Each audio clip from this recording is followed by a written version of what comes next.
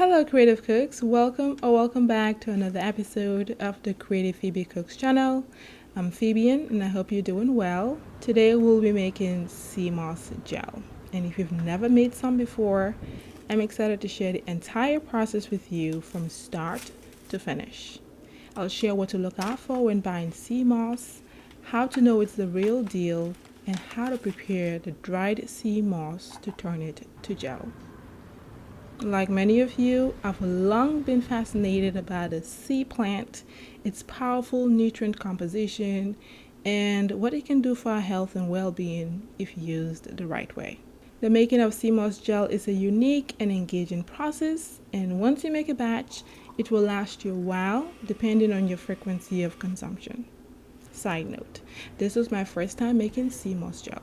If I can make it, so can you. So, let's begin. Here I have a 2-ounce package of dried purple Chondrus Crispus sea moss. My God, that is a mouthful. I ordered it on Etsy from a reputable vendor named AkuaYards that was interviewed here on YouTube. And though this portion of the video is not sponsored, I was so happy with my purchase that I decided to leave all the details for this purchase in the description box below for you if you need to make your order. This particular sea moss was caught from the wonderful seas of Jamaica and oh so nostalgic, especially if you grew up not far from the ocean like myself.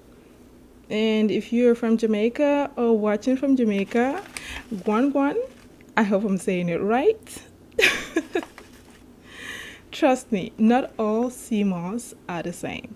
I could literally smell the ocean once I opened the package, working with the sea moss once it softened, which made me so glad I got this product and speaks of the natural source and authenticity of this marvelous product. If you're taking notes, this is the number one factor to point out since there are so many fake and farm-raised sea moss that are bred and sold everywhere. It must smell like the sea. It must smell like the ocean. But if you don't like the smell or taste of fish, I'll show you how to naturally mask that later on. Since it's my first time working with sea moss, I opted to start with half the amount. That's 1 ounce, which sounds small, but by the end of the video, you'll be surprised how much gel it yields, especially if you've not made this before. After measuring out your dried sea moss, wash it a few times to remove sand and sediments. You'll notice that the dried sea moss begins to soften as it spends more time in the water. You'll also notice the stringy and ropey features of the softened sea moss, which shows that it is natural.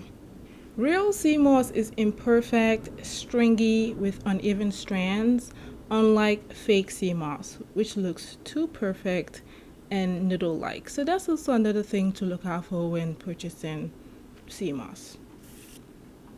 I washed mine about 4 to 5 times to really make sure it's clean and free of grit or sand so that I don't feel any grit when eating it. I also want to point out that according to the lady that sells the sea moss I got, she personally works with a sea diver who dives into the ocean to harvest her sea moss products. Now that's something I really respect and makes me feel good about consuming and recommending this product. So be sure to check out the details below. Again, this is not sponsored, but I so loved it and I want to share all the details about it. And hopefully you find that beneficial to you as well. After washing your sea moss, place it in a large glass bowl and add in about 1 liter of spring water until the sea moss is well submerged or almost submerged. Refrain from using unfiltered tap water because it may contain chlorine or other impurities that will negatively compromise the quality of the sea moss gel and your health. After adding in spring water, add in the juice of 1 lime or lemon together with the emptied lime caps. Soaking the sea moss with lime juice helps to reduce any fishy taste or scent and makes it easier to ingest. At least it doesn't take the taste and the scent away totally, but it makes it easier to consume. Just like when people consume lemon flavored cod liver oil instead of straight up cod liver oil, kind of like that. Cover the container with the sea moss with a lid or cling film and let the sea moss soak for at least 12 to 24 hours. According to many of the resources I read, after washing the sea moss, some people boil their sea moss, which makes it easier to turn to gel and ultimately softer. But for me, the thought of boiling my sea moss sounds like boiling away some of the essential nutrients and minerals that are contained in the sea moss that ought to be beneficial to me. So, feel free to do your research on that. Instead, I chose to follow the directions on the package that my dried sea moss came in. By the way, if you're loving this video, please give it a huge thumbs up so that YouTube can recommend it to other creative cooks like you. I release new plant-based and gluten-free recipe videos every week, so if you've not subscribed yet, tap on that subscribe button so that you do not miss out on any delicious recipes that would help you achieve your diet and fitness goals. Thank you. It's the next day and the sea moss has expanded tremendously. I soaked mine for about 20 hours and now I'm ready to turn it to gel. If you happen to soak your sea moss longer than a day, according to many of the resources I read, it may go bad. Some people soak it for 48 hours, some have soaked it for 36 hours. My packaging said 12 to 24 hours, so I'd say just follow the instructions on your packaging. But according to what I've read, it may go bad. It's like leaving your greens or fresh fish in water unattended for a day, which will turn rotten. Place the sea moss in a clean, sterilized blender and add in some of that lime water, about half a cup, to start. Then blend the contents until you get a smooth consistency. If it is too thick, add in a bit more water until it is slurry like this, which resembles applesauce.